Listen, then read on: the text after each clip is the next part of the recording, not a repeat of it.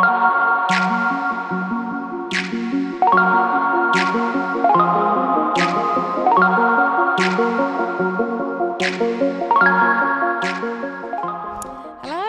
girls. Hey. And hello, everybody who's listening, watching, whatever you're doing. Welcome back to another episode. I can't remember what episode this is. This is 6, I believe. Episode 6. Oh, Like- okay, girl. Wow. She came out of nowhere. She came alive. Just counting them. Yeah, it's been a long time. It's actually been really fun, and this is the first time since our first episode that we're all back together. back Yeah. together. I know, the girls are here. Yeah, the Yeah. sisters. It's an inside joke. Just kidding. No, you're welcome into this joke. We called ourselves the sisters. Anyways, long story. We'll tell you another moment. Welcome back. Off Classic. to a great start. Keeping it interesting, keeping you on your toes. Sorry. Clearly, it's been a very interesting afternoon. Yeah, what a day. What a day. What a day. We've had a very interesting day. But God is so good. Always good. You know, I just feel Yeah. like really Pentecostal right now. God is good. All the All the time. All the time. God is good. Amen. Hallelujah. Praise the Lord. Hallelujah.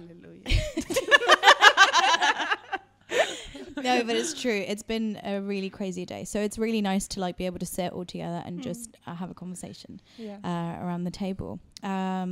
So today we are going to be talking about Christian events. Dun, dun, dun. Oh, that went actually quite low. Yeah, it did. Yeah. That was my choir side. No, so we realised that, like, obviously we know by now that we are from YWAM, we live in a community, there is that, but at the same time, we are all Christians, and at some point in our lives, Wait. and even... Are we? No, I was like...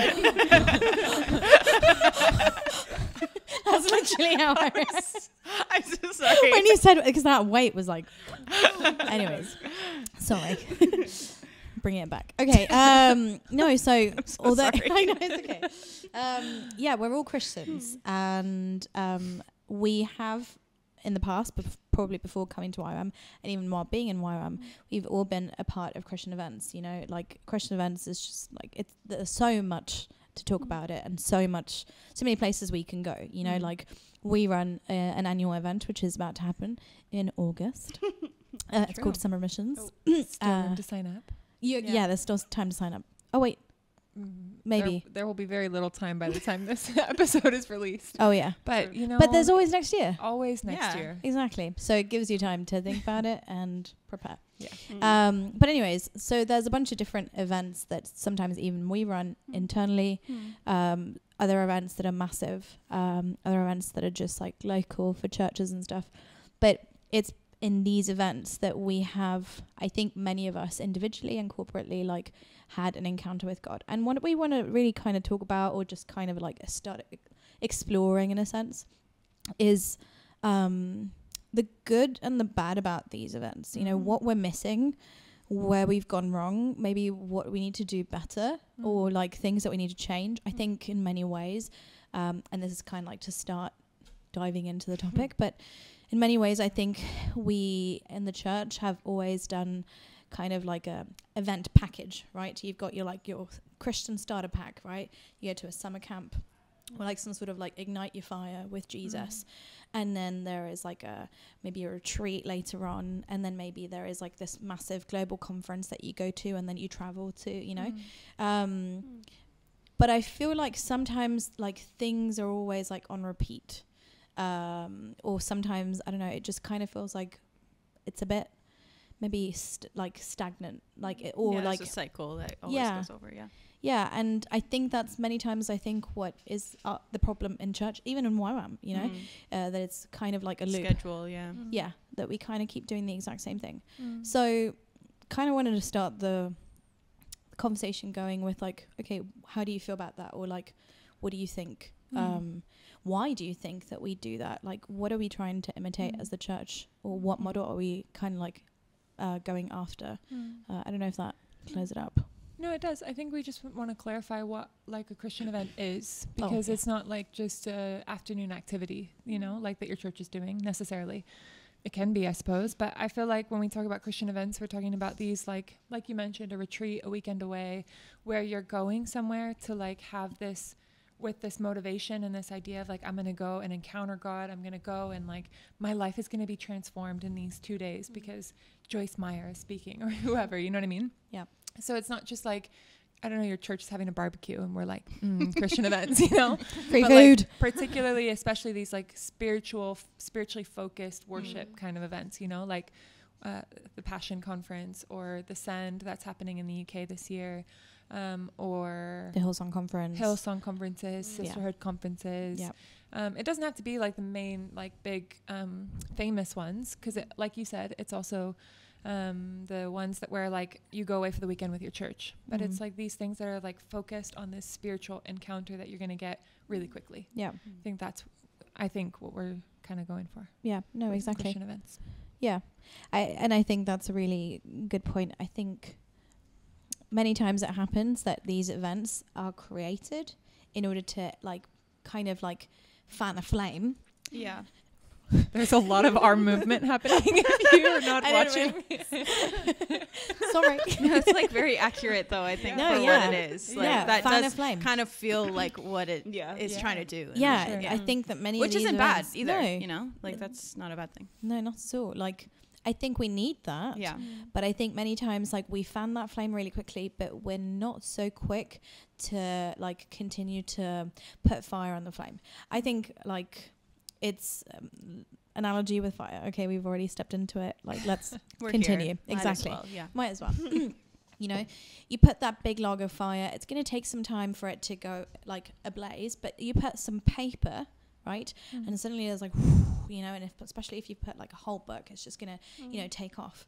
But that flame and that sudden like really big flame is only gonna last maximum a couple of minutes, you know. But then what? You have to keep feeding the fire. You have to keep putting things there.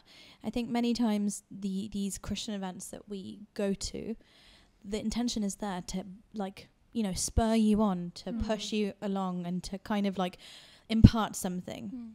But I think many times we're missing the after thing. So like what are we missing? You know, almost like how can we get to that continuation of putting things in the fire, if that makes sense? Yeah, I think that's something that's, at least in my experience, that I found kind of difficult with like these big Christian events. Like I remember, I think last year I went to one. And I remember being there, and this event was more for like uni students. So it was much more focused on like in your school trying to be like the light, you know, Right. which is beautiful for uni students. But for me, I'm not in uni, Right. and I live with all Christians, you know, so it's like I found it hard to kind of connect with like what was being preached and what was like, also it was like a real push, like you're saying, like fanning this flame and trying to get people like hyped kind of in a way, which again, I don't think is bad, but like that's kind of what it was, you know? And I struggled a bit because it was like, this isn't my reality, you know, like this isn't the life that like is that I'm living in a way, which is fine. It's not here nor there, but like, I don't know. I kind of, I struggled because it was, hard to connect in the moment, you know? At least for me. That makes sense. But I think that can also be the challenge sometimes, is that we go with this intention to connect, you know, like I don't really feel like I've seen God or felt from God in a long time. So I'm going to go to this event to like revamp my relationship with God, you know? Right. We have like this fan analogy, you know, but it's also like, I think one of the challenges of what happens after, because we all have gone to the conferences where you lift your shoes and you say, I'll go, or I don't know, the preacher has everybody stand up and you make declarations or whatever thing, you know. And I also don't think it's bad. A recommitment. Yeah, you know. And I also don't think it's bad. I think that those moments are really, really powerful. Yeah. But I've found from my life personally, my transformation, which will like continue going until I'm on the other side of heaven, you know. But it's something to walk out. It's not something that I go to a conference and I'm changed, you know. Of course, like with salvation, we are changed in the moments, you know, like that's the gift that we have. But like transformation and that encounter is also something to be walked out, you know. So I think that's something that's really hard about these sometimes the motivation behind these events is like, I'm going because I want to receive and have this like supernatural connection to God. And sometimes people can be disappointed because it's like, I didn't really connect. It wasn't really for me. Or there's people who are like, I'm like, I received everything, but like then their life didn't change, you know?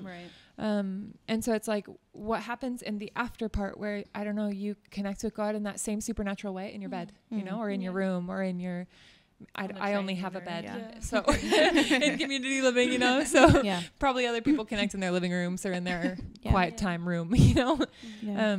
But what happens, like, I think that's where there's like, has to be such a strong accountability and a strong discipline to walk it out after, you know, and to pursue that. And that's sometimes where I think it's lacking, you know.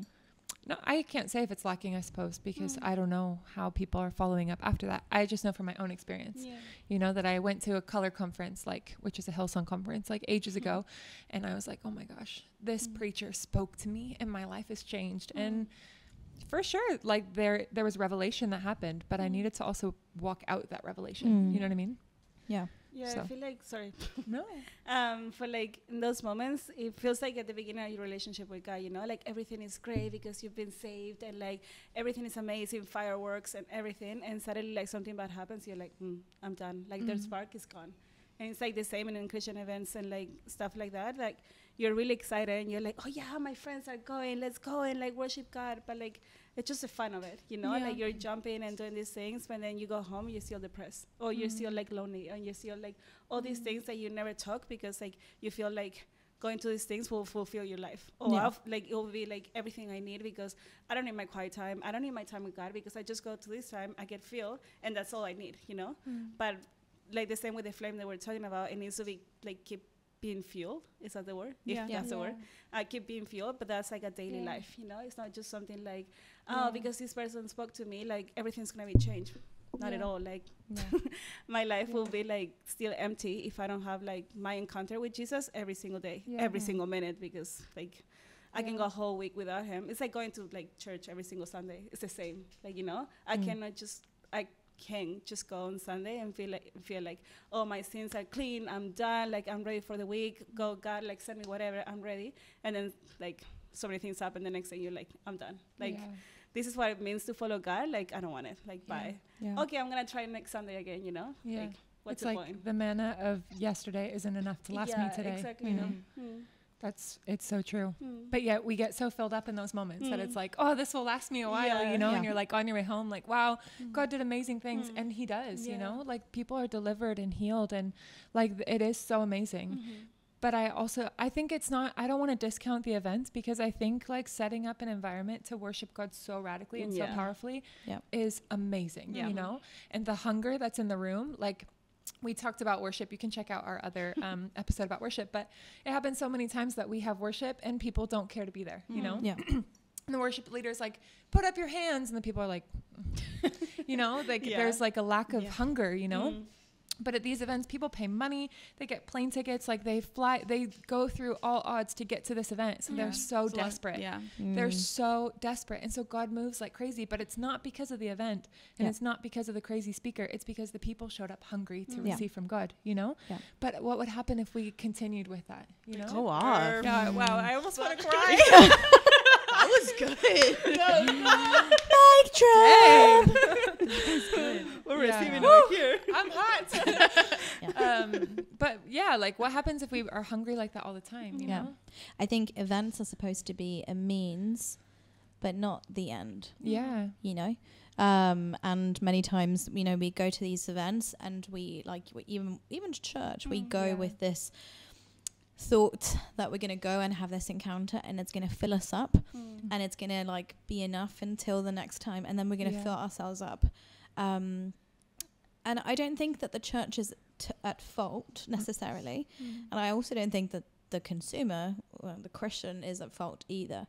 But I think this is exactly why we need like the fivefold ministry, you know, why we need every single person. You know, you can have a pastor, you can have a prophet, but you're nothing without a shepherd, you know, like you need like somebody who's like on the day, like shepherding you, discipling you, you know, walking with you.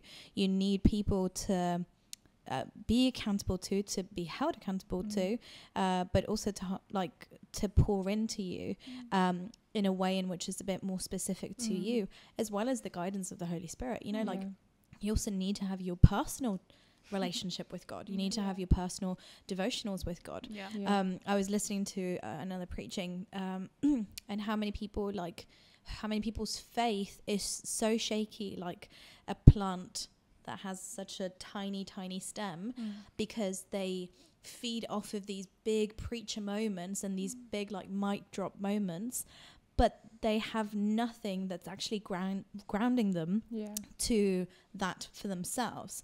You know, it's a revelation that somebody else received, kind of like what you just shared, that it's like, wow, that impacted me, but I have no solid foundation for myself based on that. So what I need to do is then take that off with me, go chew it for myself, meditate on it, and make it be my own in a sense. But big but. A big booty. Sorry. You said a big. I said big butt. You said big booty. Anyways, keeping it super unfiltered. We are so unfiltered. Exactly. It's okay. You know, there's no heresy. No, but I'm about to lose my point. But although it's important for us to go away and make what we heard and like chew it for ourselves and make like have God speak to us individually, we need to be very careful, because I think that's kind of what's happening right now, or at least what I'm seeing that is happening right now with this culture of like the hype of events, is that I go and I take from this place and I go to this church and then I go to this other place, and then, you know, like I'm kind of taking a little bit of everything of what I like and then I'm making my own little thing. And so then I've got this big bubble, or this big belief, this massive Bible, that instead of being the Holy Bible is the Holy Julie Bible. That it's down to my standards, that it's based on like things that I've picked up from here and there, but they're not things that I've actually received from revelation, and I've also like put to the test. Because if like revelation that you receive is not supposed to be for you, it's also supposed to be for like others, right? First of all, you know, relationship with God, but that's supposed to also reflect in your relationship with others. And something that you walk out too. Exactly. Right? So if you're receiving, then you're also supposed to. So if you're not also growing with other people, or if you're not also like refining that as well, then you're just a big box of surprises, but you're not faithful. I feel like you end up with a lot of, this is going to sound really strong, I feel like you end up with a lot of immature fruit, because I don't know, like I take from this conference, for example, more than conference, I'll talk about my own story, you know, like as a lot of you know, you guys don't know, but here you go. I had a bit of a rough time in March, right?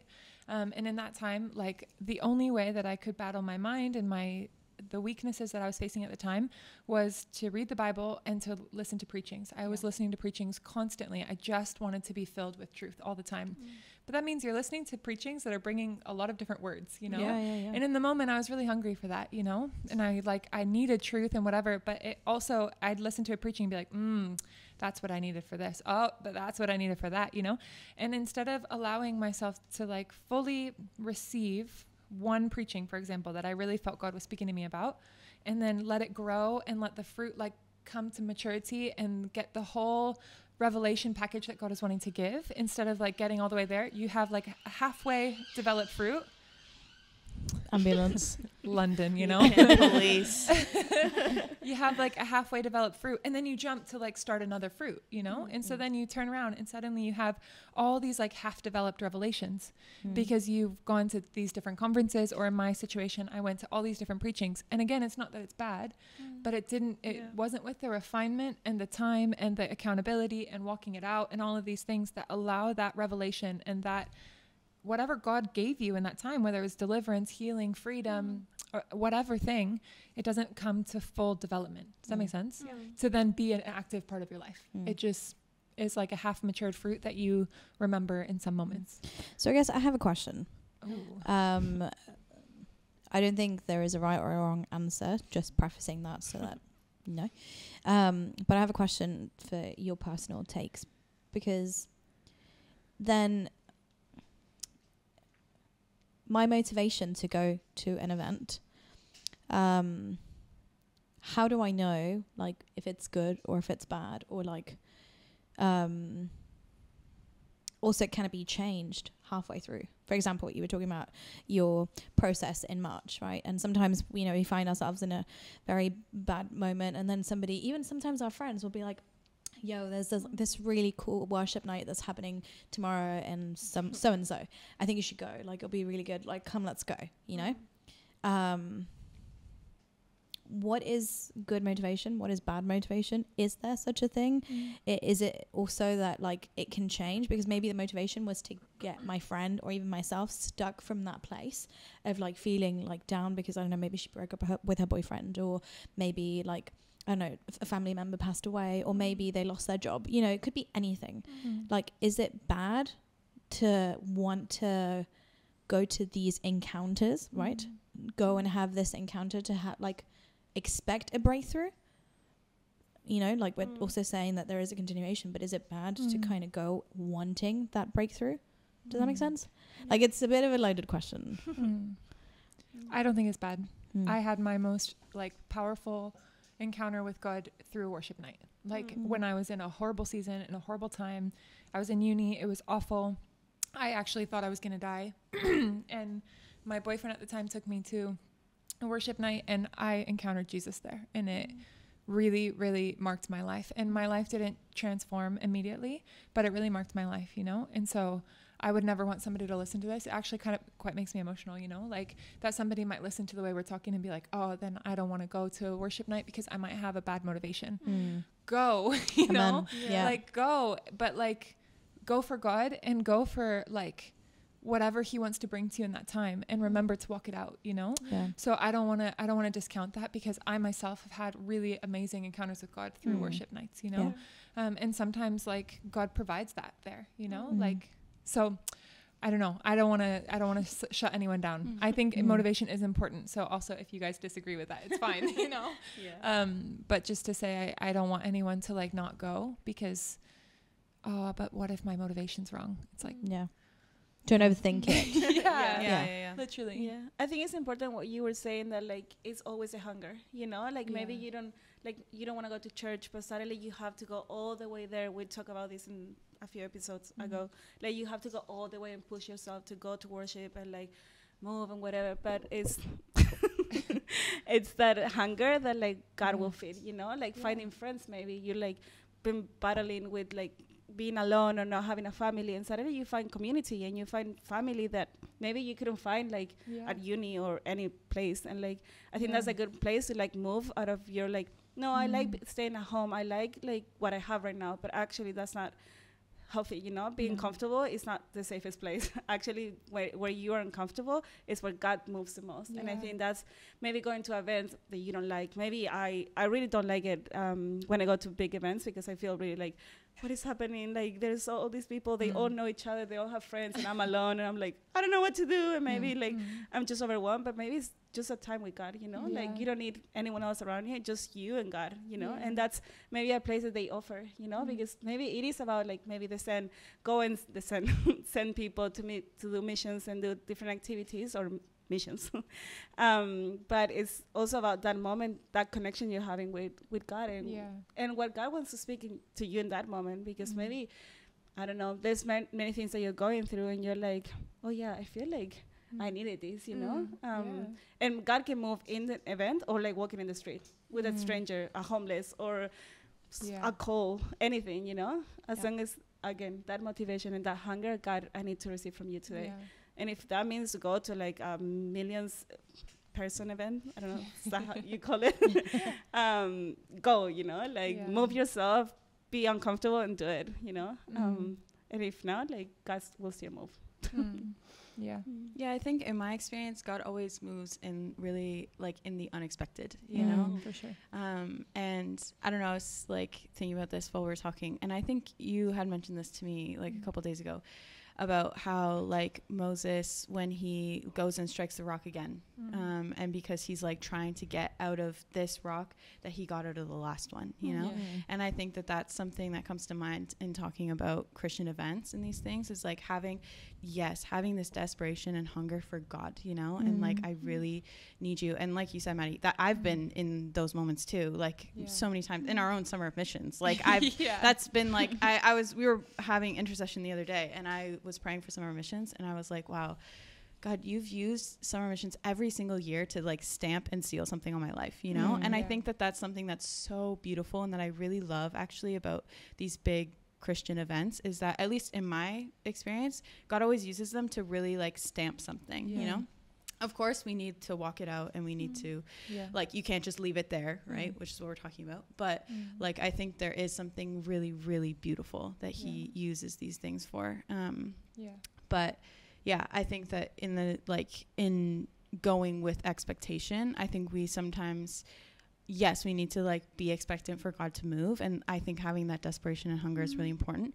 But also to remember that, like, maybe what God did last time isn't what he's going to do this time, you know? Yeah, for sure. And, like, maybe I, struck the rock this way last time. And so I'm going to do it again this time, hoping that God will move in the same way. And I think that's where we need to be careful, because God doesn't do that.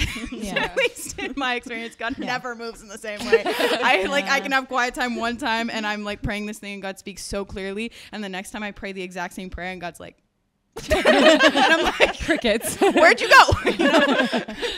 Maybe just me, but yeah, I think like if we're talking about like these events, like I think sometimes we need to be careful not to expect the same thing out of this event that I had in the last one, or like at least I don't go to that many like big events, but I grew up going to camp every summer. You know, Christian camp was such a thing. That's like an event. Like I would go for my whole summers. You know. It's the event of the season. Yeah, of the season, literally. And I think, like, in the same way, you can't expect, like, this year, this summer to look the same way as last, you know? Like, to remember that God moves in different ways. So to be expectant, but also be able to be surprised. I think also because you change, you know, like what you needed last year is not the same you need this year, or last week, or today, and your process is different. Like everything around you is different. So I think you're like, I keep doing this. I'm so sorry. Everything is different. So, but God is the same, you know. My dad always, shout out to my dad. He always talks about having new wine in old wineskins, you know, and I think that's always so relevant. We're always seeking for new wine. We want that fresh encounter. We want that fresh taste. But if we put it in an old wineskin, it's not going to bear fruit. It's not going to taste nice. It's just not good. It can be damaging. It can be actually really damaging. It can break your wineskin. Go study to find out why. But it's true. And so many times I think what you're saying is so true. Sometimes it's not so much about if we have the wrong motivation, but if we have an expectation that is unfulfilled, then what's our reaction? Exactly. You know? Like, how do we move based on that? I don't know. I think also for me it comes down to responsibility, you know, like the Bible says that we're responsible for the light that we have. So whatever revelation I have, I'm responsible for, you know. So I know we're like, I don't want to be ignorant. I mean, sometimes I kind of want to. Ignorance is bliss is a saying for a reason. It's a saying, you know? So sorry, but now more than ever I want to be ignorant. Like I want to be a baby. I was saying this to Mum today. I was like, you know what I've been thinking? I want to go back to being a baby where somebody changes me, somebody pushes me around. You lost me there. Somebody just does everything for me and I don't have to think or worry about anything, you know? So ignorance is bliss. Yeah.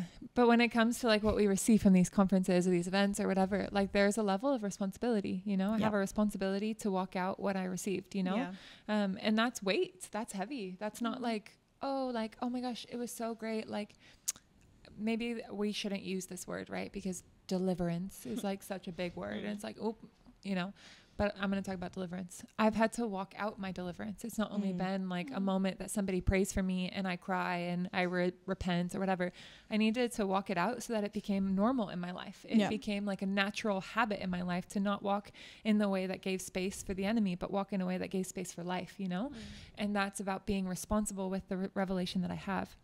And I feel like these conferences are great, but we need to also be reminded. So this is a reminder for you guys if you're going, like to remember that it's a responsibility that you're receiving. Like you're going and you're receiving something, and whatever God puts in your hand, you need to carry and you need to do well with, you know. But on top of that, I think that there's a responsibility of people who are in any kind of position of leadership. Like if can I use you as an example? Of course. Okay, cool. Like a few weeks ago, you had a really powerful time in worship, and God really spoke to you. And Abby came to me, and she was like, "Oh, God spoke to me like this, and it was really powerful and whatever." But it's actually been a big part of all of our conversations after that, like since that time. Yeah. Like we keep on coming back to like what God spoke to you in that worship time, and how it's reflected in this situation and that situation, you know. And so I think there's a huge responsibility on youth leaders, on church pastors, on the worship team, on the ones leading the conference, on all of these people to like also follow up, you know. And like obviously, like, I don't know, if Hillsong Conference is going on, like Bobby Houston isn't going to call me and be like, how you doing, babes? You know, it would be great. I feel like she's a great gal, you know. But like, I don't know, if I knew, for example, that you're going to a conference, I'm going to walk with you after to know how it was, what was God speaking to you, how are we going to like factor it into your life, you know, keeping accountable. So I think we can be like, oh, be careful of your expectation, be careful of your motivation, whatever.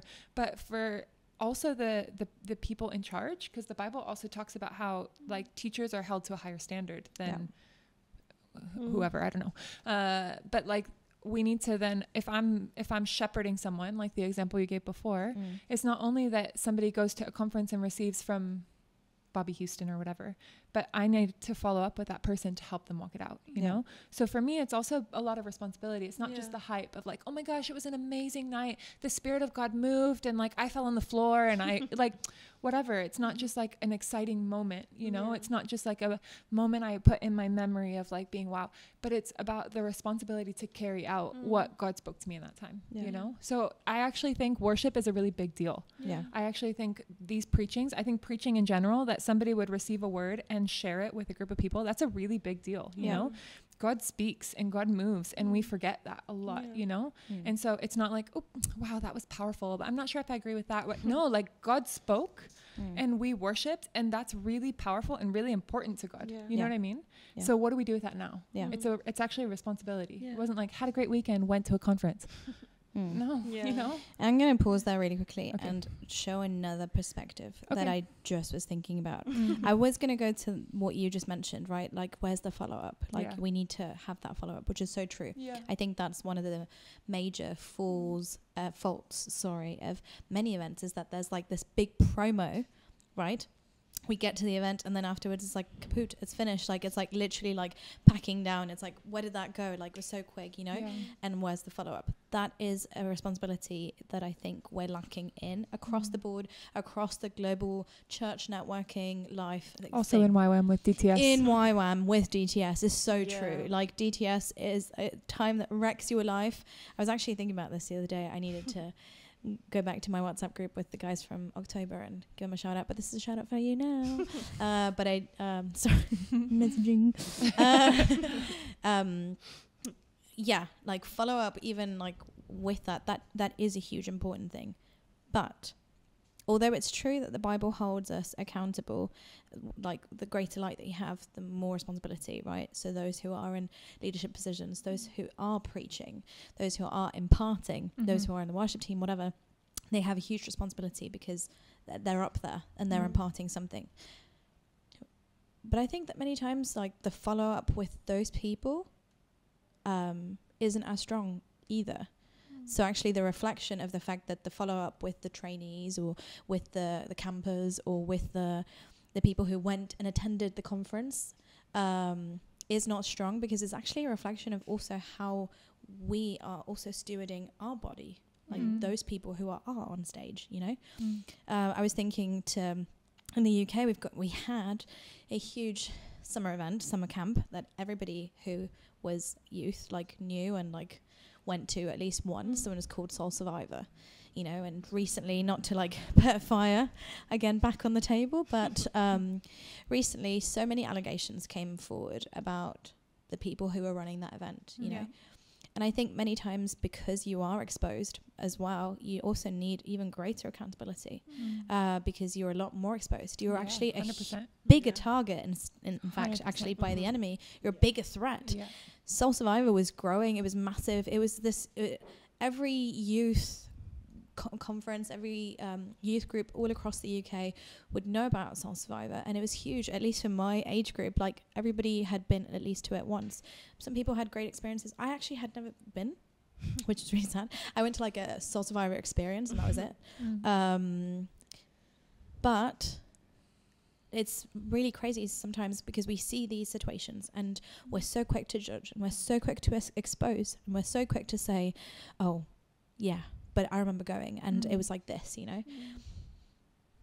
But who is actually looking after those people? How much are we praying as like attendees?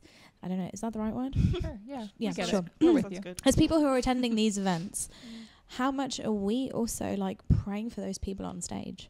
How much are we also following up and like continuing to pray for those people? You know, we're seeing all over the media, especially because it's like such a huge and very fast tool, how like the fall of so many leaders of so many churches, to not get into trouble by mentioning a few, you know, like, but there is so much stuff like going on, you know, and we're so quick to like watch and to like, you know, want to find out what the hot goss is about it.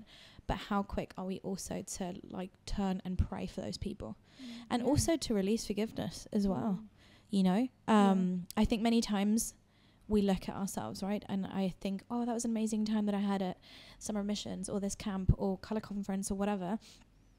And then I think to myself, oh, nobody followed up with me and like whatever, you know, but also like to remove myself from myself and actually think about those who were investing in that event, like the people who behind the scenes I never got to see, who were burnt out, the people who felt like, because one thing we have to remember as well, sorry, this is a lot of fire, but one thing we have to also remember is that especially in church, like a lot of the stuff that happens in the planning of these events is actually volunteer work, right? And we know this firsthand because hashtag YWAM, hashtag volunteer for life. You showed your age. Hashtag. It's so true. Ha ha ha. Okay. But it's true. You know what I mean? Like and many times like there is actually this is a huge conversation topic currently where like actually there's a lot of like abuse or use or like, you know, when it comes to my free time or like, you know, and we become experts in many ways, but how much are we actually praying or giving back in a sense? So I don't want to like discount like what are we doing to follow up, but I also like I think that there is this huge area that we actually also don't talk about a lot. I don't know. Yeah, I think also like there's an importance of going to these, like, again, you have expectation, you want to receive, and I think that that's really beautiful. But I also think that like like what you're saying, there's a reality that like you sorry, that's okay. She's very thirsty. There's a reality that you like you being an attendee or like attending this event means you're a part of it. Like, you know, you're not just like some like a participant. Yeah, you're not just like a random floating object. Like you are a person and you are there and you are a part of worship and you aren't just like worshiping, you are like worshiping with so many people. You're you know, also hosting the presence. You are, you know, like I think that's something that's like also so incredible about these things is like I was saying to the girls before we started, like for me these like events are really cool now that I've been walking with God longer, because I look at it and it's like, wow, so many people who love God coming together. Like that is so amazing. You know, I really love that. And I think that is where a lot of like, I don't know, you can like feel the excitement, and that's like what you feel when you're there, because it's like, let's worship God together. Like it's so beautiful. Like that is heaven, you know?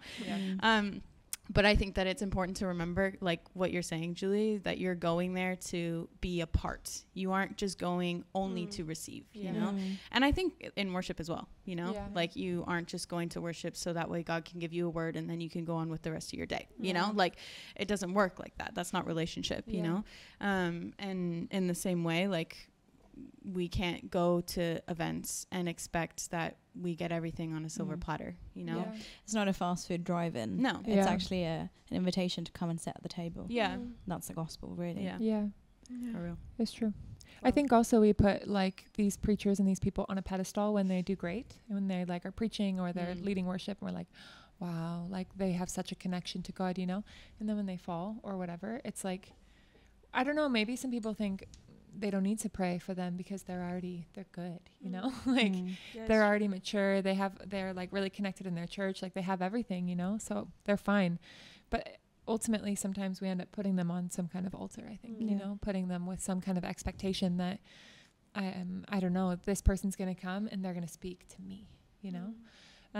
And so I think it's really true to like turn it back to the attendee, to remember that you're a part of it and that you need to also pray and like cover another person, you know? It's not just that they're here to give to me.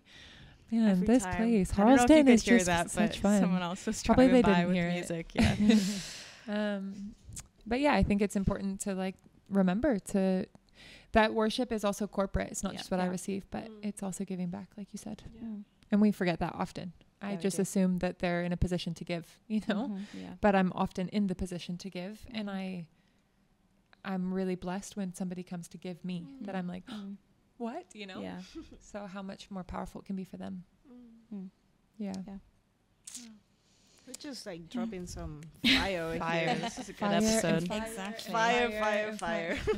Yeah, I think ultimately we need to remember that as Christians, we are all responsible to be a part of the body, like we're saying, but also to carry what we receive and to carry it well. You know, when we go to these events, we're imparted with something. Yeah. I don't know why I had to go over the microphone. It's like a very important interactive moment. No, but we're imparted with something. We're given like pieces of fire. And we're also a part of that fire. We're also like fanning a flame, that fire, by us singing those worship songs, by us sitting down and listening to those preachings. We're hosting the presence together. So it's also our responsibility how we carry out from that, but also how we continue to reignite that.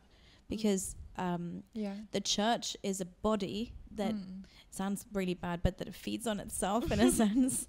But because we all, like iron sharpens iron, you know, we grow with each other. We are in need of each other just as much as we're in need of this connection. We're also in need of this connection. So yes, it's great to go to that event, be filled, like be consumed, like have people pray over me. But what am I going to do with that? How am I going to sow it back? How am I going to like duplicate that, you know, multiply that? Because if it's going to stay in that wineskin, like, I don't know, but once you open a bottle of wine, sorry, this is probably too much information. Once you open that bottle of wine, you have to like consume it before like it turns and it's vinegary and it, you know what I mean? So, and on that note, I think this was fire. I want more worship nights, to be honest. Like I actually want more events, but where people want it more than just that moment. You know? So I hope that this can be encouraging to people to like really go for more. Go for like not only the moment that you receive, but whatever comes after that, for the weeks after, for the months after, like for the full transformation, not just the moment that feels good, but to keep on going. Because like we were talking about before we started with Ashbury, I don't know if I'm pronouncing that right, but that like worship night that went on for like weeks on end, you know, months. I want more of that, you know, exactly, like come on, that shows that like Jesus is coming soon, like things are happening and it's powerful. So I really want that. I just hope that we can like steward it well as believers, you know, and as disciples of Jesus. So that we can remove ourselves from being like in this culture of just being the hype of the moment, but that we can steward a culture of being on fire for the gospel, for receiving it, for hosting it, and for administrating it in such a way that it also continues to set ablaze in other places. Wow, all these fire references. Like there's a lot of snapping as well. We need to go and make a bonfire right now. This one. In case you're only listening, please go watch. This is great. True. You're missing out. Just watch Julie. Anyways, guys, thank you so much for listening. I think we could go on for hours. I think we could keep talking. I think this is also like, I think right now I'm ready to start talking about the subject. Yet again, another action. Another action. Yeah, sorry. If you're only listening. I'm very expressive. Visual. Okay. Yeah, both. Yeah, both. But no, I think it's great to have these conversations, and clearly there's a lot to say as well. But we also want to continue to hearing from you and what everybody else has to input and stuff. So an encouragement to, maybe there's questions that you want to ask. Maybe there are things that you would like to hear and talk about. Maybe you liked how we were very vulnerable about certain things. I don't know. But it's an encouragement to say you can comment below, or you can send us a DM. Oh. Sorry, that also tells my age. I should be doing this. Anyways, but yeah, let us know what it is that you want to hear about and stuff. Like you see, we are unfiltered, and we want to keep things very unfiltered. So, yeah, stay tuned for more. See ya. Bye, guys. Bye. Bye.